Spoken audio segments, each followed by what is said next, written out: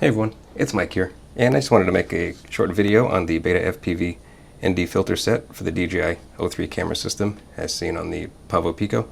And this is a pretty inexpensive set of filters. It's $28.99 or under $30 for 4 filters. And in this set you get an ND8, ND16, ND32, and a CPL filter, which is a circular polarizing filter.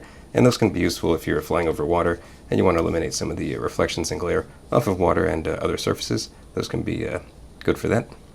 So let's take a look at these. Seem to be of pretty good quality. This is the ND16 filter.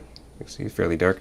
So I'm not going to go into too much detail about ND filters and why or when you'd want to use them. I think there are probably thousands of videos online about ND filters, but the basic idea is that you put them in front of the lens and sensor to try to slow down the shutter speed to get a more natural looking motion blur like you'd see in real life or maybe in movies for a more cinematic feeling, let's say.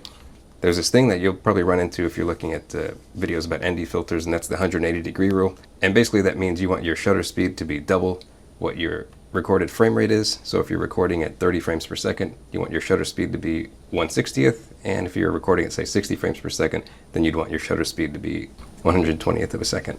And that's how you get the most natural looking results. And in the DJI system, it's quite easy to do. Just go into the camera parameters and set a manual shutter speed. And you can also set ISO, white balance, whatever you want, and get really very customized results. So let's just take a look at one of these filters and how they fit. And I think it's important to note that you can put these filters on backwards, which is what I did the first time I flew with one of these. When I was testing the CPL filter, I actually had it on backwards, which is the label facing towards the camera. And when you have it on backwards, you can see quite a lot of the ND filter in the image around the corners. So definitely put them on the right way, which is the label facing out. And they just, you can see on the filter here, there are these little tabs that stick up and they hook into these little indentations on these protrusions on the lens. It's quite a secure system, and you can mount it horizontally or vertically. I think vertically it's a little bit more secure, but I think it sticks out a little bit more, so I kind of prefer the horizontal mounting. So I don't know if you could hear it snap in, but you can definitely feel it snap in. And there you go. So it's quite a secure fit. I mean, in a crash, I'm sure if in a direct hit, they would probably pop off, but it also provides some lens protection at the same time. So pretty happy with that.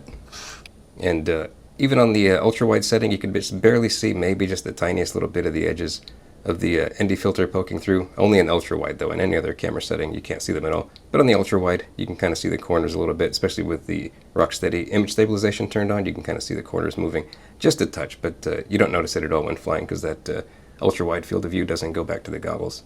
So yeah, pretty happy with these. I think the price is nice. I wish the only thing I wish is I wish it came with a little microfiber cloth. That may be kind of nice, but I'm sure you might have one lying around and you can use. And let me just leave you with some flying footage that I captured today while getting some pretty good looking motion blur with the manual camera settings.